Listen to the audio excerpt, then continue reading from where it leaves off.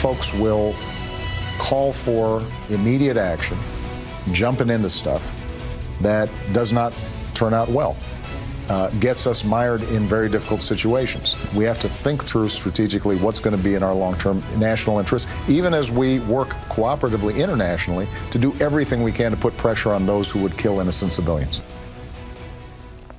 Big decisions coming up for the president on Syria. Let's get into it with our roundtable. We have George Will, Democratic strategist Donna, Brazile, Washington Post chief correspondent Dan Balz, author of the excellent new book, Collision 2012, and our own Cokie Roberts. So, George, this morning the White House is saying there is very little doubt that the Syrian government was behind this chemical weapons attack. Does the president really have any choice but to intervene militarily? Well, he does, because we have to read what he has said about this as carefully as he stitched a loophole into what he said. A year ago, he said, a red line for us is when we start seeing a whole bunch of chemical weapons being moved around or being utilized. I don't know what the metric a whole bunch of is, but he can always say this is not a whole bunch of. But this is the second time the Syrians would have used chemical weapons, and this is on a wider scale. And after the president said that, he said the use of chemical weapons would be a game changer. Donna, what will his red lines, what will his statements to the world mean if he allows this to go unanswered? Well, I think this is a complex issue, and if we had an easy answer, as Bill Clinton would often say, if there was an easy answer, somebody would have found it already. The president has to still use back channels, not just to make sure this is factually correct, but to get our allies in the regions on board, on board with us. Secretary Kerry is meeting with his counterpart in Turkey, in Saudi Arabia, to ensure that they're on board. Of course, there will be attempts to go to the UN, where the Russians may once again defeat our efforts. But the bottom line is, President Obama needs to spell out an Obama doctrine for the Middle East. We cannot simply go in and police that region, because they don't really want us to play in their backyard. Well, except to the degree that they do. And there is a sense that we've abandoned them. And that is a terrible problem for the United States. We can't be in that position. And look, is it complicated and horrible? Yes. I mean, we just heard the former Egyptian foreign minister say, it always starts off small, right, and then it gets to be big. And he says at some point the whole region would be involved. Now, that's exactly what everybody is terrified of. But the fact is, we also can't be uninvolved, because if you just leave it to fester, and you have people both in Egypt and in Syria feeling like we have abandoned them, that the United States of America is not on their side, that becomes a breeding ground for terrorists, and then that becomes dangerous for us in the long run. And Dan, with these weekend meetings of the National Security Team at the White House, with the warships in the region, you can sure hear those war drums beating. Just today, the Syrians denied the UN access to this site, although now we are hearing, just in the last few minutes, the Syrian government saying that they will allow the UN inspectors in. They clearly anticipate that this time it's for real. Yeah, I think that's right. I mean, what they're looking at inside the White House, and we can all see it, is weighing the sort of the price of inaction versus the cost of action. And the question is, has this come to a moment in which the price of inaction is so high that something has to be done? And you can see the machinery moving in that direction. And as we heard from Martha earlier, the question is, how much can they stitch together in terms of international support? What do they do about the United Nations? And the other question is, the options that they're looking at would be, in essence, symbolic.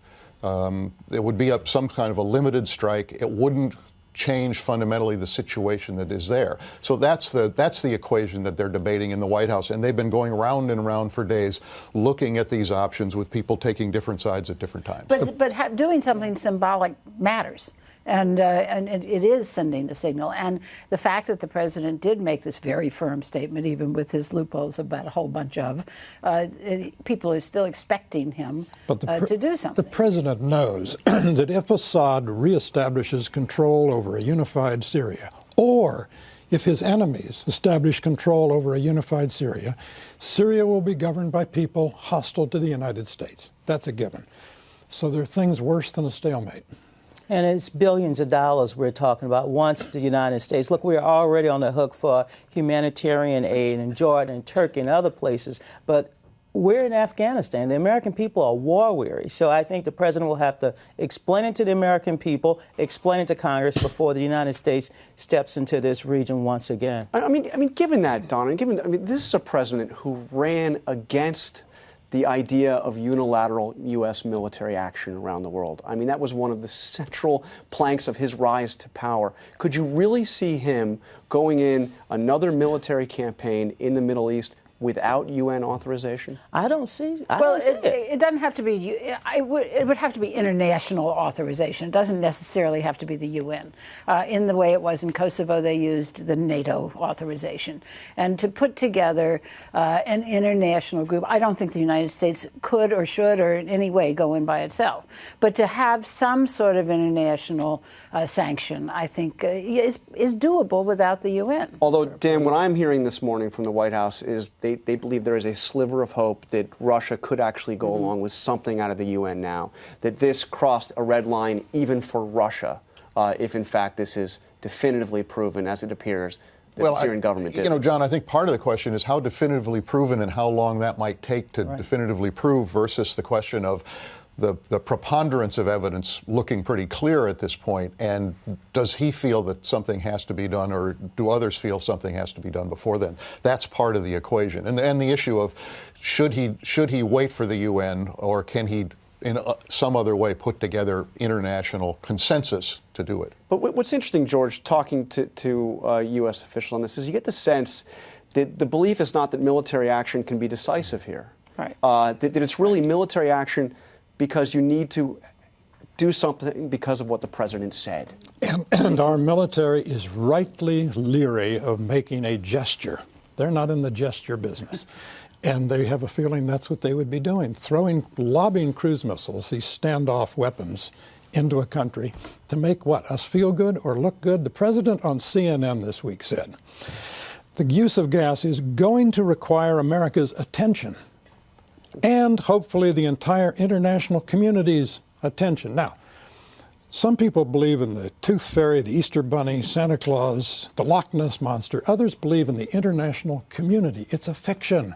But isn't there a credibility question, though? Yes. I mean, if the president draws a red line and says, this cannot happen. I mean, it's almost as if it's almost as if Assad is taunting because the United States. Iran is watching this. That's the big stake. Yeah. Iran is watching this little dance of dead lines and red lines, and they're deciding it doesn't mean a thing. Absolutely. So I want to move to the other big national security story this week. Yet again, the NSA and these surveillance programs. And there were yet more revelations just this past week. The Wall Street Journal reporting that the program covers 75% of all internet traffic in the United States. So, Cokie, my question to you, the public has largely been supportive of these programs, but all this drip, drip, drip revelations, are we going to reach a tipping point where... Doesn't look like it at the moment. I think, we're going to have... Senator Feinstein has said she's going to hold hearings when Congress comes back into session. And there will be a sort of libertarian, liberal coalition of people saying we've got to stop this. But I would be very, very surprised if Congress actually does anything about this. Well, the first thing they should do is have a little bit more oversight. I mean, when you see the FISA court and others talking about violations, there's a problem. And the president and I think the administration needs to get ahead of some of this dripping and this leaking, because more and more is being revealed each and every day. And when the president came out and he announced he was going to do some reforms and review all of this, he didn't sound like he was really necessarily seeing this as, this was more of like one of those phony scandals. Oh, no. Because remember how he described it, and I've got the sound right here, he compared it to being able to prove to Michelle that he did the dishes. If I tell Michelle that I did the dishes, now, granted, in the White House I don't do the dishes that much, and she's a little skeptical. Well, I'd like her to trust me, but maybe I need to bring her back and show her the dishes. I mean, he was talking about his reforms. So, I mean, these are not, putting a privacy officer at the NSA, George, is not exactly fundamentally changing any of this. The FISA court to which Donna referred is not a court in the normal sense, in that there's not an adversarial process, because only the executive branch is represented in this court. And what happened this week, two things. The FISA court said that 3 times in less than 3 years, it has been misled by the NSA. On the other hand, Bob Mueller, leaving after 12 years as director of the FBI, the longest-serving director since J. Edgar Hoover, said, if we had had the NSA system we now have, then when Khalid al-Midhar made a phone call, one of the 9/11 hijackers made a phone call from San Diego to a safe house in Yemen, we might have found it and we might have unraveled the conspiracy. And that, there you are. And that's why you have the support. That's right, because you know, all the complaints after 9/11 was nobody had done this, and they didn't connect the dots and all of that. And so there is support for it, but there is a problem here. You know, the president says Michelle would have to trust me, right? And and he had said earlier, if you don't trust me and the Congress and the courts. Well, you know what? People don't. Right. And that's the bottom line problem. And that becomes a problem for the president in everything that he's doing, because he believes in government and he believes in big government. And to have people not trusting the government on any level becomes a big problem for him. I mean, one of the things that's happened, I mean, and there's clear frustration inside the White House, I think, of these revelations that keep coming up about things they didn't know and mistakes that had been made. But, I mean, there is a shift in public opinion. I mean, I think you're right. I mean, the public has not tipped in the side of civil liberties versus security, but there is an erosion, and I think that what this has done, when people thought about this in the past, they thought, well, yeah, that we should do everything we possibly can because they're going after the bad guys. They're not looking at me or you or anybody else around this table or, you know, the average person. Now people are beginning to say, well, what are they getting from me? And I think that changes it slightly. So I want to turn, we had another big development this week, more Nixon tapes. 340 more hours from the most transparent administration in the history of mankind. George, I want to play one particular call that was released for the first time. This is the last tranche of Nixon tapes that'll come out. Ronald Reagan calling Richard Nixon right after he gave a big speech on Watergate. You can count on us. We're still behind you out here, and I wanted you to know that you're in our prayers. How nice of you to say that. This too shall pass. Everything passes. Thank you. And Richard Nixon in April of 1973 saying everything passes. Well, true, everything does pass. So, George, might not be so nicely for him. As I went back, there was a young rising star conservative columnist for the National Review at the time who was writing some columns about this. At almost exactly the same time of that phone call, George Will, you wrote in National Review that the unfolding Watergate scandal, the unraveling Watergate cover-up, indicates the moral turpitude of certain staff members has exceeded even their delusions. George! I see why you're not on Twitter. You were a lot harsher than Ronald Reagan on Richard Nixon. I became a columnist in January 1973, just as the Watergate dam was about to break. Well, that was it was awkward, but, you know, the phrase, this too shall pass, if Nixon had burned the tapes, he'd have finished as president. There's no question in my mind about that. That's what cost him this. The interesting thing in the tapes this week, because it dovetails with the NSA story, is Nixon saying about Chuck Colson, one of his aides, go out and say this is a national security matter, butt out. Yeah. And people are, therefore, even 40 years on, reluctant to butt out. Yeah. Well, the tapes always kind of break your heart, because at the same time that you have these, you know, scurrilous things about trying to cover up and all of that, you have him talking about China on these tapes in a way that is so smart and so interesting, and you just, you know, it's the tragic flaw. But the notion that we had, you know, virtually everything said in the Oval Office on tape. I mean, in the Oval Office. It's quite remarkable. What president can survive that scrutiny? Well, we have Lyndon Johnson tapes that are quite remarkable. But not as extensive. I mean, this was just about everything.